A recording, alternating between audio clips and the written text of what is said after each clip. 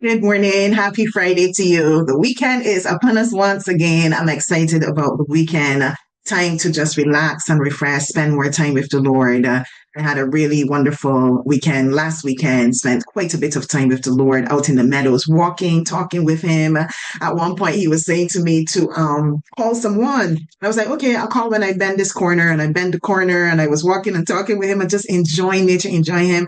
And it reminded me again. And then I was like, okay, when I get on the street, and I kept delaying and I felt that nudge again. And then I called, and thank God I called because it was a very timely call. But I was so enjoying the Lord, talking with him or walking with him, enjoying that. I did not want to interrupt at all. Normally, Ken would go walking with me, but I'm glad that he didn't go that morning because it was just me and the Lord walking and talking. I'll share a little joke with you. Sometimes I walk out with apple in a bag and some nuts, just some fruit, especially if I didn't really take breakfast first, just to snack on as I go. And I'm walking and I'm eating and I'm talking to the Lord and so on. And when I reached into the bag again, there were no more apple. And when I looked behind me, there was a trail of apple because the way how I held the bag, all the apples fell out.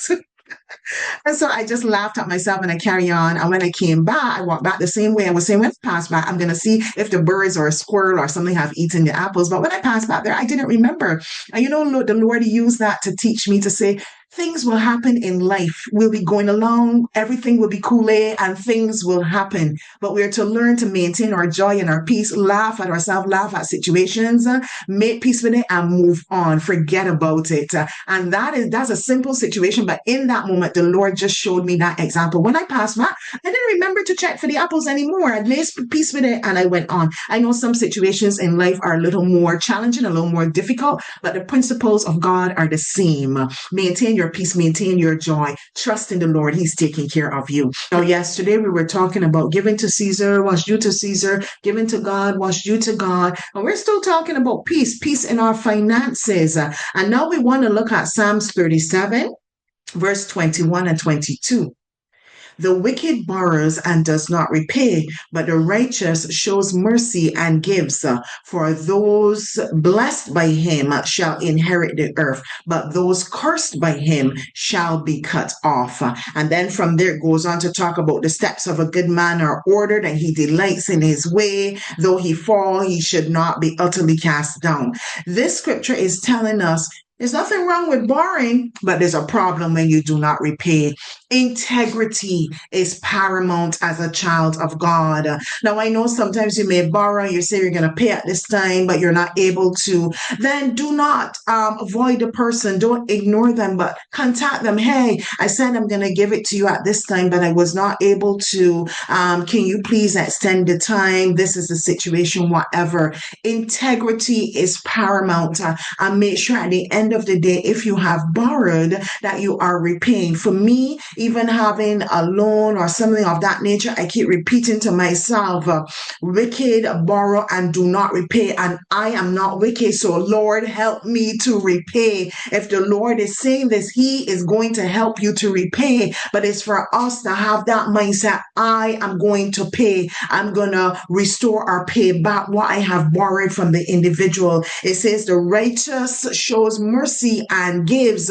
So even as you're coming into righteousness, you've borrowed, you repay. God will bless you in such a way that now you are able to give to others. He blesses us, but the ones who he cursed will be cut off.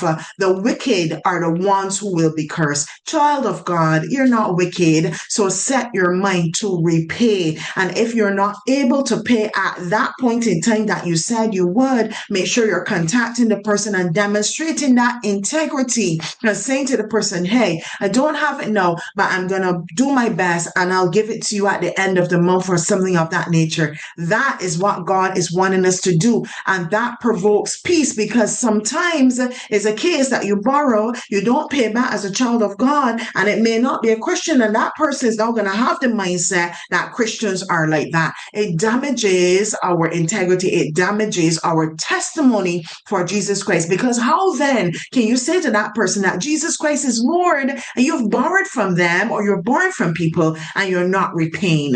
So this is how we can have that peace as well, maintain between persons, peace with God as well, because if you are not paying back, you're behaving like a wicked person. Therefore, you're interrupting that peace in your heart as well.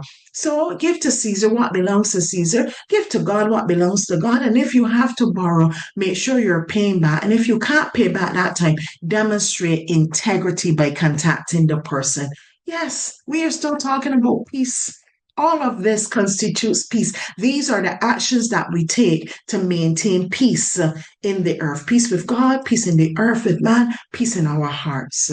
Peace is from God. He gave it to us and He wants us to demonstrate characteristics that will breed and invoke peace into situations. Have yourself a wonderful weekend. God bless you.